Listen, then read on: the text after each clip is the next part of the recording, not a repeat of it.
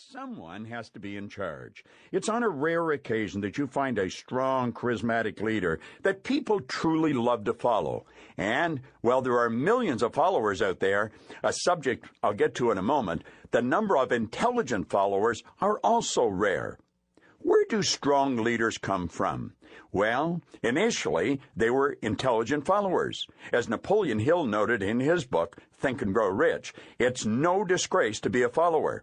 Most great leaders began in the capacity of followers. They became great leaders because they were intelligent followers. With few exceptions, the person who cannot follow a leader intelligently cannot become an efficient leader. The person who can follow a leader most efficiently is usually the person who develops into leadership more rapidly. No matter how often you might hear the phrase, "That person is a born leader," I can assure you that leaders are not born. Babies are born. Leaders are made. Intelligent followers follow the leader. And in many cases, they become the leader.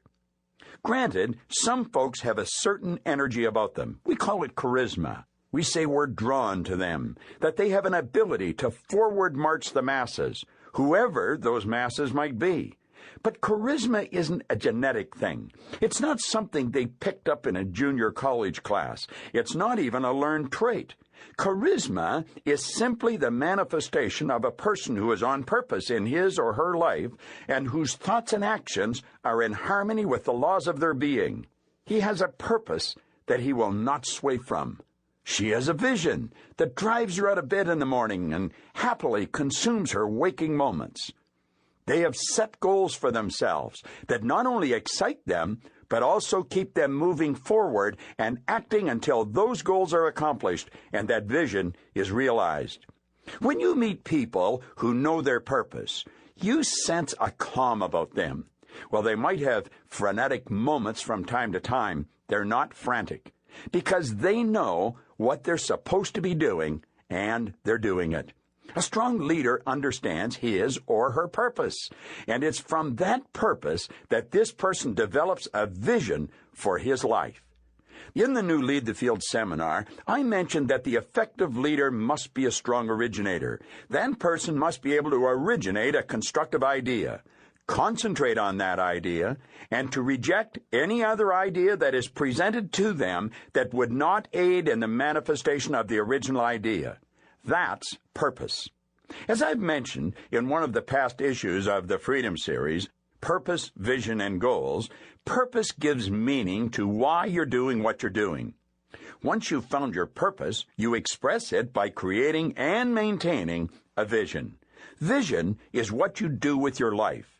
Vision is the strategy behind the fulfillment of your purpose. You accomplish this strategy by creating several short-term goals to keep you on course. If you, yourself, are having difficulty ascertaining what exactly your purpose and vision is, I would suggest you go to our website, thefreedomseries.com, and order a back issue of the CD, Purpose, Vision, and Goals. In fact, if you're currently following a leader and you've begun to have doubts about his or her purpose and vision, that CD will help you to get back on track.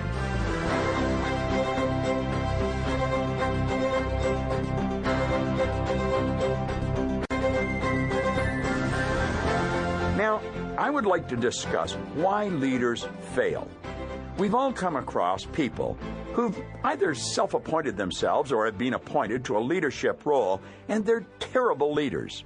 While there may be a variety of reasons behind their struggle or failure, understand that the primary issue here lies in the fact that they're what I call wafflers. They're indecisive. They waffle on their vision. They're not locked on their purpose. They might not even know their purpose. They're distracted by smaller minds and smaller ideas. Strong leaders live from the inside out. Weak leaders live from the outside in. The weak leader's thought, you see, is not linked to purpose. James Allen once said, "Until thought is linked with purpose, there is no intelligent accomplishment." Without purpose and vision, your thoughts might as well be dust mites that float in the midday sun. When purpose and vision is lacking, there's no order. And order is heaven's first law. When you begin to follow a leader, don't allow yourself to follow blindly. You are not put on this earth to be a blind follower. So ask the intelligent followers questions. Is there a purpose here? What is it? Is there a vision here? What is it? Is it written down?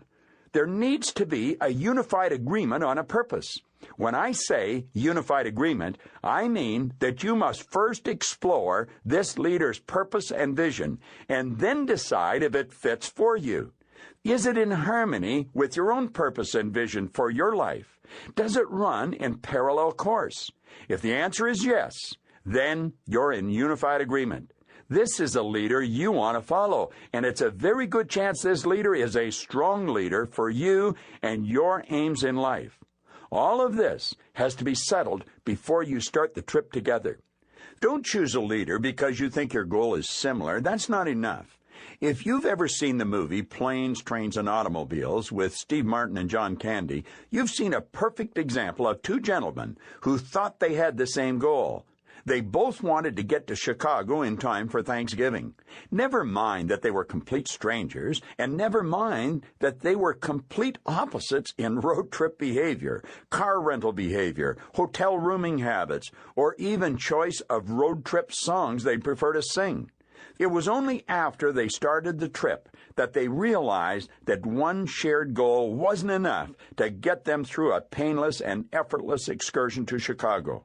As weather delays mounted on overbooked planes, unavailable rental cars, shabby motels, and hitchhiking disasters with very strange people, their ability to work together as a team quickly unraveled. Steve Martin had allowed himself to fall into the blind follower mode, not even realizing until the end of the movie that his purpose and vision for arrival in Chicago wasn't even a similar blip on John Candy's radar screen. John Candy had an entirely different purpose and vision, and had from the very start. Now, being in the middle of a road trip with your appointed leader is not the time to start discussing where you're going and why. This needs to be discussed and resolved at the first proverbial gas station, before you're even out of the town limits. Otherwise, you've relegated yourself to blind follower, and a blind follower will constantly find himself frustrated and denied his goals while his life, sadly, continues to slip on by. It's not about your leader's goals. It's bigger than that. Oddly enough, your goals don't have to be the same, but the purpose and vision between strong leader and intelligent follower should be in harmony. Now, of course, very rarely will you find someone with the exact same purpose and identical vision to yours. We're not created as a beautiful and unique beings to simply fall into that sort of line. But as you open yourself up to the potentiality of finding those followers or leaders, you'll discover a host of people whose purpose and vision lies in sync with yours. As an example, I currently work with an enormous organization that has attracted thousands of members around the world.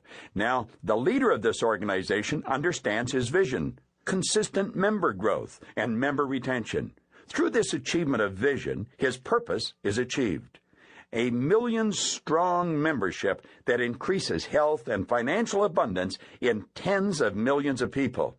If you're a member of this organization, you might have a goal to increase your income by a certain amount every year or month. Another member might have a goal to increase his own membership line, his increasing member growth for himself and his organization.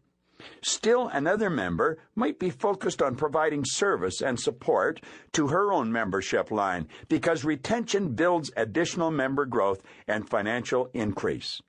These members might have different goals, but their vision is right in sync with their leaders, member growth and member retention.